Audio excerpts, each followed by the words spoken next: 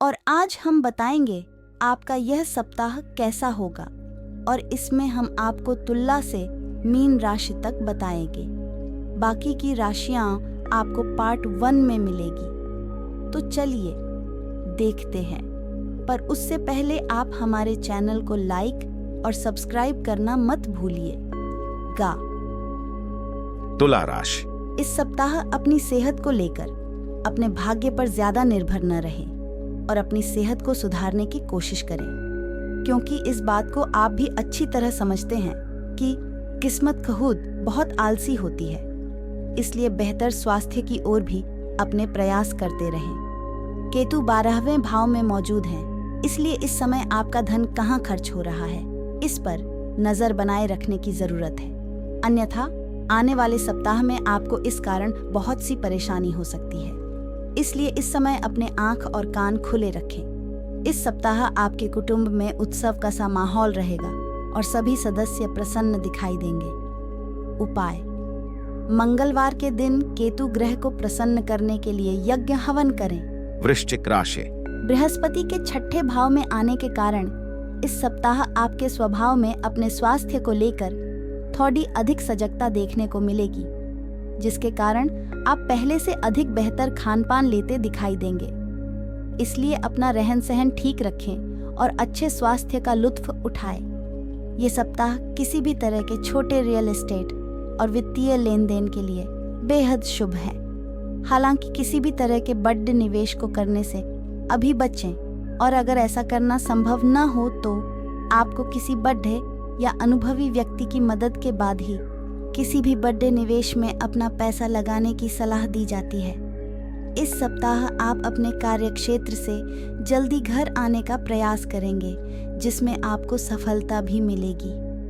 उपाय: रोज 51 बार AUM नमो नारायण का जाप करें। धनु राशि। यदि आप नियमित रूप से रनिंग करते हैं तो सख्त जगहों पर रनिंग करने की बजाय रेत या मिट्टी पर ही दौड़ते हुए रनिंग वाले जूते पहनकर ही उसे करें, क्योंकि इससे आपके पैरों पर बुरा असर नहीं पड़ेगा।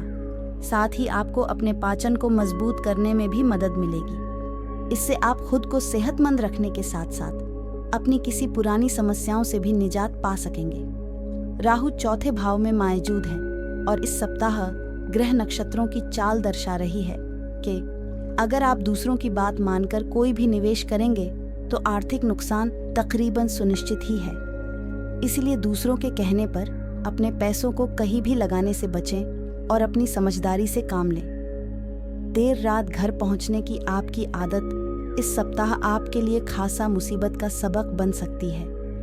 उपाय: बृहस्पतिवार के दिन गरीब ब्राह्मण को अन्न दान करें। मकर राशि। बेहतर जिंदगी के लिए अपनी सेहत और व्यक्तित्व में सुधार लाने की इस हफ्ते कोशिश करें। ऐसे में अच्छी सेहत के लिए दूर तक पैदल घूमें और संभव हो तो हरी घास पर नंगे पैर चलें, क्योंकि इससे आपको हर प्रकार की अपनी नेत्र से जुड़ी समस्याओं से काफी हद तक राहत मिल सकेगी। शनि के 2रे भाव में होने के कारण इस सप्ताह आपकी लगन और मेहनत पर लोग गौर करेंगे और इसके चलते ही आपको कुछ वित्तीय लाभ मिलने की संभावना बनेगी। हालांकि बृहस्पति के 4थे भाव में होने पर इस बात की भी संभावना है कि आपका जीवन साथी किसी मुसीबत से निकलने के लिए आपकी आर्थिक मदद करे।